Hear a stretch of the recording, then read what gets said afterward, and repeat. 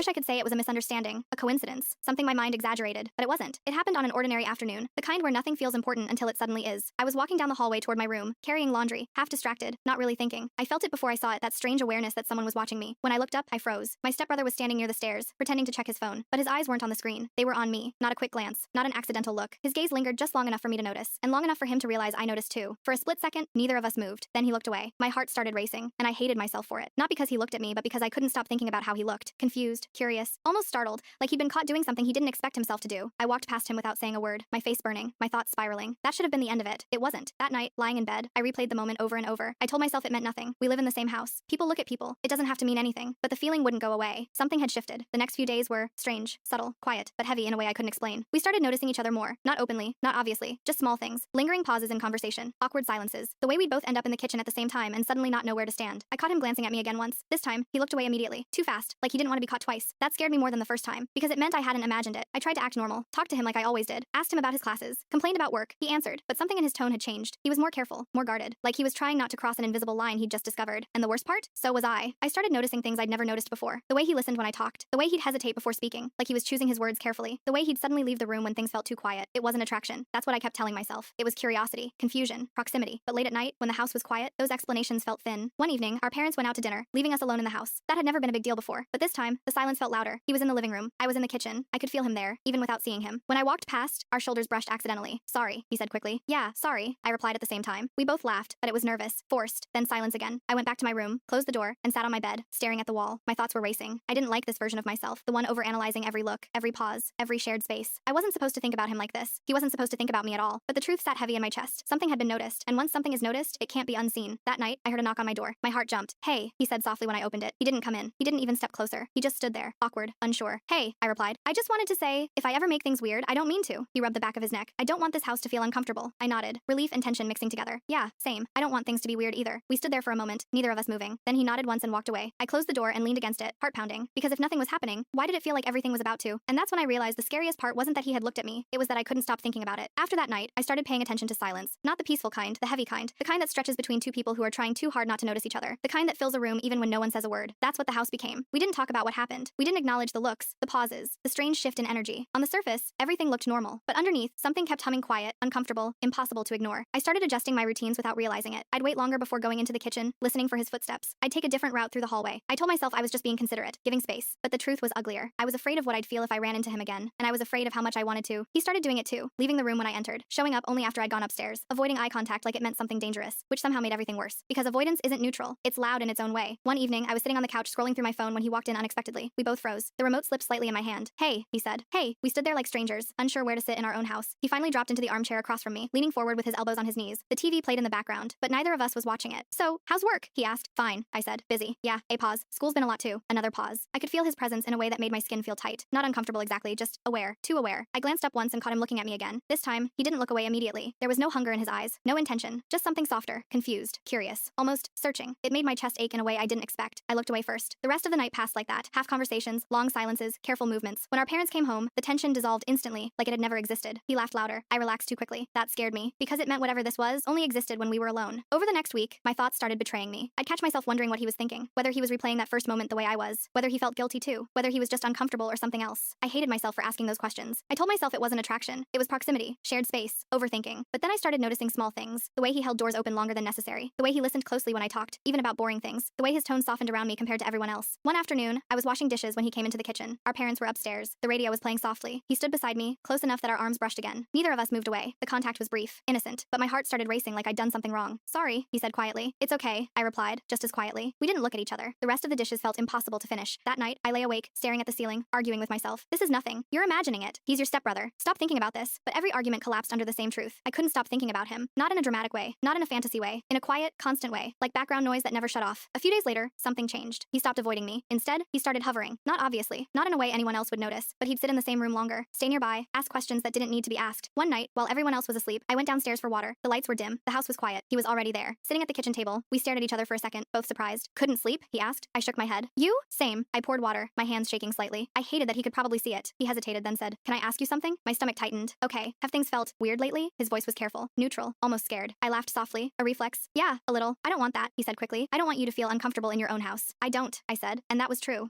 asked. Think we both noticed something and didn't know what to do with it. He nodded slowly. Yeah, we stood there in silence again. But this time, it felt different, less sharp, more honest. I don't want to cross any lines, he said. Ever. I know, I replied. Me neither. And we meant it. That was the problem. Because even after saying it out loud, the tension didn't disappear. It settled, like something waiting. As I went back upstairs, my thoughts felt heavier than before. Not because anything bad had happened, but because nothing had. No explosion, no confrontation, just quiet acknowledgement, and I realized something unsettling. This wasn't going away on its own. Whatever this was, it had rooted itself in the spaces between us in glances, in silence, in everything we weren't saying. And the more we tried to keep it contained, the louder it became. Something changed after that late-night conversation in the kitchen. Not in a dramatic way. There was no argument, no confession, no moment you could point to and say, this is where everything went wrong. It was quieter than that, more dangerous. We became careful. Too careful. We started checking where the other was before entering a room. Our conversations became softer, slower, weighed down by things we didn't say. Sometimes we'd almost talk, pause, inhale, then change the subject at the last second. And that constant restraint did something to me. It made every interaction feel charged. One afternoon, our parents asked us to clean out the garage together. A simple task, normal, harmless. I agreed without thinking, and the second they left us alone, I regretted it. The garage was small, dusty, too quiet. We worked on opposite sides at first, pretending not to notice each other. Boxes scraped against concrete. Old music played faintly from his phone. Then I needed help lifting something. Can you? I started. He was already there. Our hands grabbed the same box. Our fingers touched. This time, neither of us pulled away immediately. It wasn't dramatic. It wasn't intimate, but it was felt. We both froze. Sorry, he said automatically. It's fine, I replied, too quickly. We lifted the box in silence and set it down. My heart was pounding like I'd done something wrong, even though nothing had happened. That was the worst part. Nothing was happening, yet everything felt like it could. Later, while organizing shelves, he laughed at something stupid, I said. A real laugh. Easy. Familiar. It reminded me of how things used to be before every moment felt heavy. For a second, I forgot to be careful. I smiled back, and in that moment, our eyes met and stayed there a little too long. The air shifted. Not attraction, not desire. Recognition. Like we both realized we were standing on the edge of something neither of us wanted, but neither of us knew how to step away from. He looked down first this time. That night, I sat in my room trying to name what I was feeling. It wasn't a crush. It wasn't curiosity anymore. It was fixation. The kind that sneaks up on you when you try too hard not to think about something. The more I told myself this was nothing, the more my mind returned to him, his tone, his hesitation, the way he seemed just as lost as I was. I started wondering if he felt trapped too. If he lay awake replaying conversations like I did. If he felt guilty for something neither of us had chosen. A few days later, something happened that shook me more than any look or silence ever had. I overheard him talking on the phone. I wasn't trying to listen. I was walking past his room when I heard my name. I stopped. I don't know, he was saying quietly. It's just complicated. A pause. No, nothing happened. That's not the point. Another pause. It's not like that. It can't be like that. My chest tightened. I walked away before I could hear more. Heart pounding, hands shaking. That conversation haunted me. Not because of what he said, but because of what he didn't. He didn't laugh it off. He didn't dismiss it. He didn't say it was nothing. That night at dinner, he barely looked at me. He answered questions politely, smiled at our parents, acted normal. But something in his posture was tense, guarded, like he was holding something back. After dinner, I found him outside on the porch, sitting alone, staring into the dark. I hesitated. Then I sat beside him. We didn't speak for a long time. Finally, he said, I think we need to be honest about something. My stomach dropped. Okay, I don't want this to be weird, he continued. And I don't want to hurt anyone, especially you. I don't either, I said softly. But pretending nothing changed isn't working, he admitted. It's just making everything heavier. I nodded. I know. We sat there, the night air cool, the house quiet behind us. I don't want to cross lines, he said again, firmer this time. But I also don't want us walking on eggshells. So what do we do? I asked. He exhaled slowly. We set boundaries, real ones, and we stick to them. That should have been comforting. Instead, it hurt. Because boundaries meant distance, and distance meant admitting this meant something. I agree, I said, even though part of me didn't want to. From that night on, we changed how we interacted. Less time alone, more space, more normalcy. And on the surface, it worked. But internally, it made everything louder. Because once you acknowledge something exists, even if you promise never to act on it, it doesn't disappear. It just waits. And deep down, I knew this wasn't over. Not yet. Not when every glance still carried weight. Not when every silence still spoke. Not when I still couldn't stop thinking about him. The boundaries helped. At least, that's what I kept telling myself. We followed the rules we set. No late night conversations. No unnecessary time alone. No lingering silences. We spoke when we had to. We laughed when it was appropriate. To anyone watching, we looked normal again. But something fragile had formed between us, and every boundary felt like pressing on a bruise. I missed him in a way that didn't make sense. Not because we were close before, but because we almost were something else. That almost stayed with me. Weeks passed, and the house felt different. Quieter. Safer on the surface, but emotionally heavier. I started feeling irritated for no clear reason. Restless. Distracted. I snapped at people who didn't deserve it. I hated myself for how much space he still occupied in my mind. And then something unexpected happened. He started pulling away even more. Not just distance, avoidance. He'd leave rooms abruptly. Decline family plans if I was going. Stay out later than usual. The boundaries had turned into walls. And that hurt more than I expected. One evening, our parents mentioned he might be moving out soon. Just casually. Like it was no big deal. The words hit me harder than they should have. Oh, I said, trying to sound neutral. When? Not sure, my mom replied. He's been talking about finding his own place. I nodded, forcing a smile. Inside, something sank. I told myself this was good. This was the solution. Distance would fix everything. It would quiet my thoughts, reset the house, restore balance. So why did my chest feel tight? That night, I found him in the driveway loading something into his car. You're really moving out? I asked before I could stop myself. He froze, then nodded. Eventually, yeah, why? The question slipped out. Too honest. He hesitated, then shrugged. Feels like the right time. I wanted to ask if it was because of me. I didn't. Instead, I said, I hope it helps. He looked at me then, really looked at me, and for the first time in weeks, the guard in his eyes slipped. Me too, he said quietly. The silence stretched between us, thick with things neither of us wanted to say. After that conversation, everything felt final, not resolved, not healed, just paused. I started realizing something uncomfortable. This wasn't about attraction, or confusion, or boundaries. It was about attachment. We had stumbled into an emotional connection neither of us planned, and now we were trying to erase it without acknowledging what it had been. And that doesn't work. One night, a storm knocked out the power. The house went dark, quiet, except for rain pounding against the windows. Our parents were out. It was just us. I lit candles. He checked the breaker. Old routines, almost comforting. We ended up in the living room, sitting far apart, shadows flickering on the walls. I hate this, he said suddenly. I looked at him. What? Pretending everything's fine, he said. Pretending we didn't notice anything. Pretending it doesn't affect us. My heart started racing. I thought you wanted space. I do, he said. But I also don't want us resenting each other in silence. I took a breath. So what do you say? saying? I'm saying, he paused, choosing his words carefully, that this didn't start because either of us did something wrong, and it doesn't have to end with guilt. The honesty in his voice scared me more than tension ever had. I don't want to think about you all the time, I admitted quietly, but I do, and I hate that. He nodded slowly. Me too. That was it. No confession, no crossing lines, just truth. And somehow, that made everything heavier and lighter at the same time. The power came back later that night. The moment passed, we went to our rooms, but something had shifted again. This time, it wasn't tension, it was acceptance. We couldn't undo what we felt, but we could choose what to do with it. And I realized something important. The hardest part wasn't setting boundaries. It was grieving the version of us that never got to exist. He moved out 2 months later. There was no dramatic goodbye, no confrontation, just cardboard boxes, quiet footsteps, and a sense that something unspoken was finally being put to rest. I helped carry a few things to his car. We didn't talk much. We didn't need to. Some endings don't ask for words. After he left, the house felt lighter but emptier too. The silence wasn't heavy anymore, just quiet, honest. I started sleeping better, thinking clearer. The constant tension that had wrapped itself around my thoughts slowly loosened its grip, but the memories stayed. Not the looks, not the moments of awkwardness, the almost. I realized something in those weeks after he left. What haunted me wasn't desire. It wasn't temptation. It was the sudden awareness that emotions don't always follow logic, that you can notice something you never intended to notice, that your mind can wander into places you never gave it permission to go, and that noticing doesn't make you a bad person. How you respond to it does. We texted occasionally, neutral things, updates, family logistics. It was easier with distance, healthier. The boundaries finally had space to exist without strain. One day, I caught myself not thinking about him at all, and instead of relief, I felt gratitude, because that meant I'd learned something. I learned that curiosity doesn't have to become action, that discomfort can be a signal not to panic, but to pause, that emotional honesty, even when quiet, can prevent bigger damage later. Most of all, I learned that self-control isn't about suppression, it's about choice. Looking back, I don't blame either of us. We didn't create the situation on purpose. We didn't chase it. We didn't feed it. We noticed it and then we faced it. That mattered. Some people never do. Life moves on in subtle ways. You grow, you mature, you carry lessons quietly, without drama. And sometimes, those lessons come from the moments that almost crossed a line but didn't. That experience changed how I understand boundaries, not as walls, but as respect, for yourself, for others, for the future you want to protect. And if I'm honest, I'm proud of us. Proud that we chose distance over damage, reflection over impulse, maturity over momentary confusion. Not every story needs to end in chaos to be meaningful. Some end in restraint, some end in growth, some end with you walking away wiser than before. And this one did. If you find this story good, please like and subscribe our channel. It's free for you, but helps us a lot to keep sharing real stories like this.